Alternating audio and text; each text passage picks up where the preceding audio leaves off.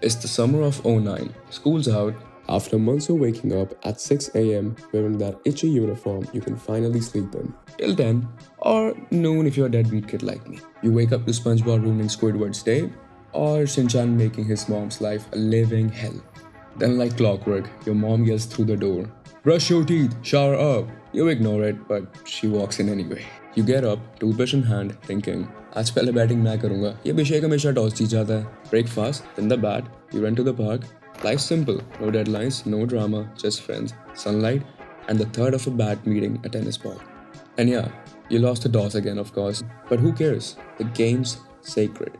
Smiles? Guaranteed. But now it's 2023. The world's louder, your head even more so.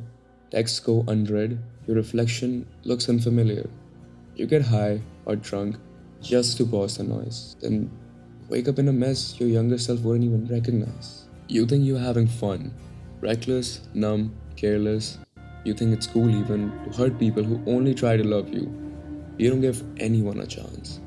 You think that's who you are. Maybe you're right. Maybe you are. No one else could have fixed you. It has always been meant to be you.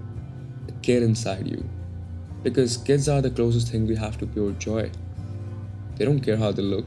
They trust. They laugh. They live without performing. We forget that, but we shouldn't.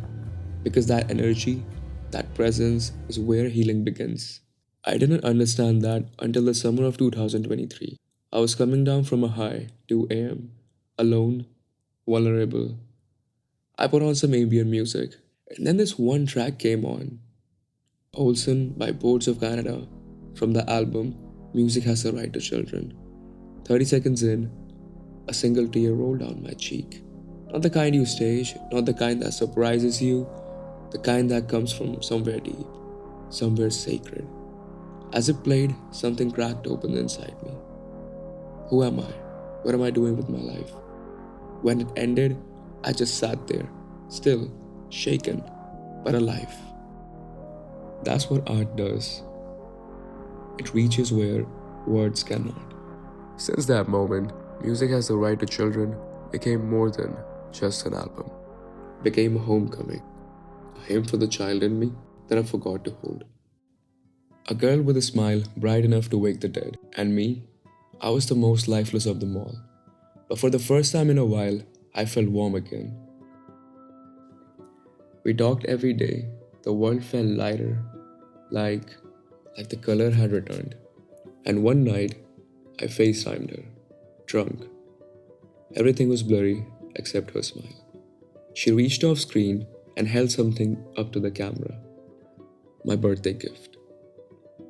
Music Has the Right to Children, on vinyl. She didn't say a word, just smiled, like she knew what it meant, and something inside me shifted in that moment. Quietly, like a door opening somewhere deep. One I didn't even know was closed. For the first time in years, I didn't feel broken.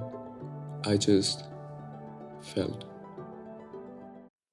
There were nights we didn't talk, days I doubted myself again. But every time I think of her now, I see that smile. I see her head resting on my shoulder. She came like a guide, did her part, and left. Like an angel who was never meant to stay, only meant to show me the way.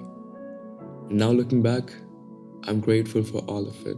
The joy, the ache, the memories that helped me become the man I am today. Self-reliant, sober, present, patient. I see God not just in prayers, but in people, in presence, in myself.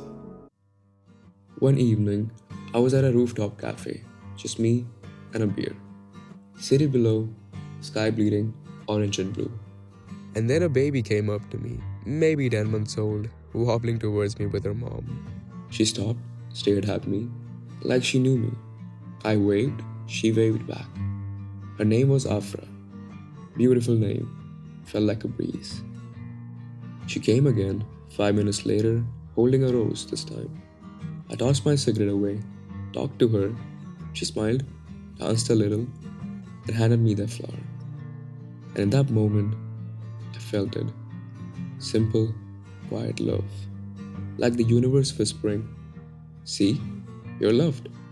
Not because you earned it, but because love shows up the moment you stop running from yourself. Maybe that's what healing really is: slow, gentle, human. Because maybe joy never left. Maybe it was always here. Waiting for you to look up and notice.